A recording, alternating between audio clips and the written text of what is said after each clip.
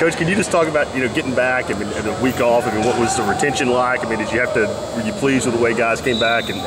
We were pleased. We kind of anticipated there would be a little bit of a lull or a little bit of a step back, but really the kids came back and responded. I think the beauty of this team is there's a lot of seniors. There's a lot of senior leadership. I was following their text during the spring break, and they were always talking about getting workouts in and staying locked in and not stepping backwards. So I'm really pleased with that. And individually, what do you guys like, Alan Carson and some of the younger kids that we haven't seen yet? Jordan Williams, I know, has played a little bit, but new roles. Tip Tavares. What are they? Where are they at halfway through this first spring? They're learning. They're in a learning role, and they're getting valuable reps right now. We're basically, as a D-line, majority of the time there's a first team or a second team, but we're rolling people in so that they're the Alan Carsons, LaTroy Lewis, Corey Vereen. Those are some of the younger kids that are getting reps. They're not getting as many reps as the ones and twos, but they are getting some experience. Do you guys have to manage how many reps LaTroy Lewis gets because of that injury last season, or he's full go. Yeah, we're not managing any reps for him. Coach Jones mentioned he saw McCullers sprinting the ball today for the first time, and that was a big step for him. Correct. Just what's his progress and I guess his desire level and all that kind of stuff? Well, his desire level is excellent. He just doesn't express it. He's the quietest man in America.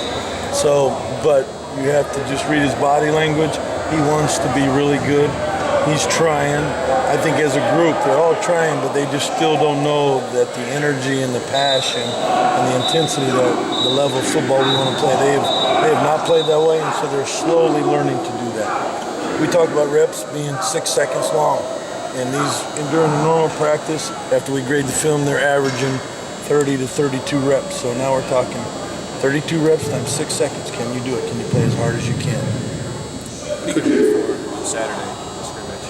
Well, Saturday's going to be kind of how we ended up today. It's going to be coaches off the field. So you're really looking for communication because there's not coaches out there directing anything. You're looking for field awareness. We'll put the ball in different parts of the field and hoping the kids can, as we coach them through it, can respond to that field position. So you're looking for accountability without the coaches. So it'll be the first time we'll be out there without coaches, kind of letting them play ball. Coach, when you talk about pass rushing, what are some individuals that you think that potentially have the move to be can be explosive? That's been an Achilles heel the past couple of years on defense. And I think you have to have a pass rush mentality, and we don't have it yet. We talk about third down being the money down. That's the down where D-linemen make all the money in the NFL. So you have to have a mentality on third down. Jacquez Smith is the closest we have right now. He's starting to show up as far as his techniques and his mentality, his foot quickness, those kind of things. So everything's a learning process, and that's definitely one of them. When you talk about that mentality and talking to some of the guys, like Daniel in particular, he was talking about this scheme being, as a tackle, slanting, working on stunts, that kind of thing, as opposed to just eating blockers. And it seemed it was exciting for the guys to work on penetrating. Yeah, it should be exciting for D-linemen because obviously we're holding points and protecting gaps, but we continue to stress, hey, I'm never going to tell you to protect the linebacker. I'm going to tell you go make a football play. So we're going to do it within the structure of the defense. But yeah, so it's letting the defensive linemen have a little fun. How has LaTroy looked at end, after working at linebacker when he was healthy last year? He's been good. He needs to develop physically, get a little bit stronger.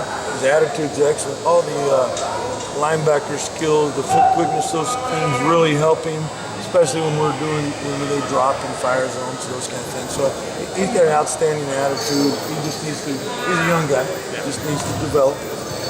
He's just been here a few months, but what about Corey Vereen also? I love Corey Vereen. I love him. You won't find a harder working. I promise you, at 9 o'clock at night, he's in here doing something.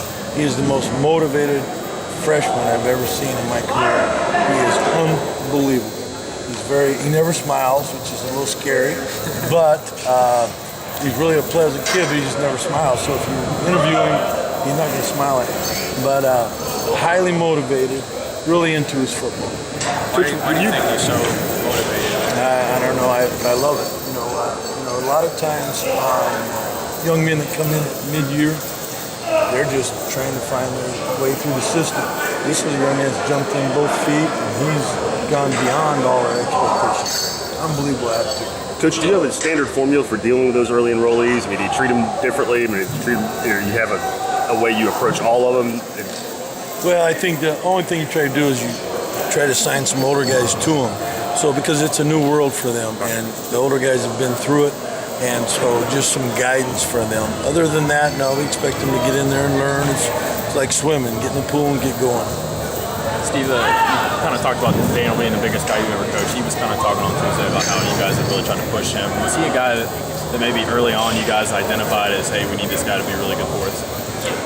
You're talking about Big Dan, right?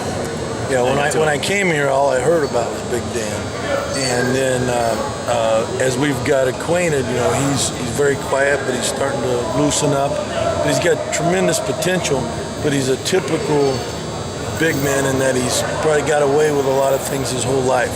He can play higher because he was bigger and stronger than everybody. So to get him to play at the same level, technique-wise, intensity-wise, as the smaller guys is the challenge. And he's accepting the challenge. He just has a long way to go. Yeah, how do you feel like he's responding to how you guys? Oh, he's responding great. But it's a process. It is. Coach Jones refers to it brick by brick. That's what we're doing. Put another brick in the wall today. He took a step forward. His leverage has been an issue. Today I saw him get down a couple times. So it's a day-by-day process. Back to Corey for a second. Even though he's doing everything right effort-wise, is there any kind of limitation weight-wise or physicalness as far as being a freshman and kind of getting into the system that might hurt him come August or that might? Well, I think when you talk about Corey and LaTroy and a lot of the younger ends, they all need to develop physically, strength-wise. Obviously, when you face guys like Richardson, 300-something pounder that are obviously very strong, yeah, so they have to come a long ways that way. But you use your own weapons, which would be technique, foot speed, all those things, reaction time. So, I just like his attitude. He'll be moving up the ladder fast. Coach, numbers-wise, do you have a bare bones kind of blueprint for where you'd like to be as far as bodies and rotation, and kind of where are you now as far as guys you think can play in games? Yeah, we need to up our numbers. Right now there's 13 D linemen. We got 3 coming in. That'd be 16. You'd like to be closer to the 18 in the room. I'm talking about 18 in the room. On the field, you would love to have a 10-man rotation, 10 guys that you felt could go in and play on the field. All right. I've had to play with 6-man rotations, in the past sometimes. So if you could get between 6 to 10 guys ready, where you have full confidence they can go out there and play and execute, that would be a good number.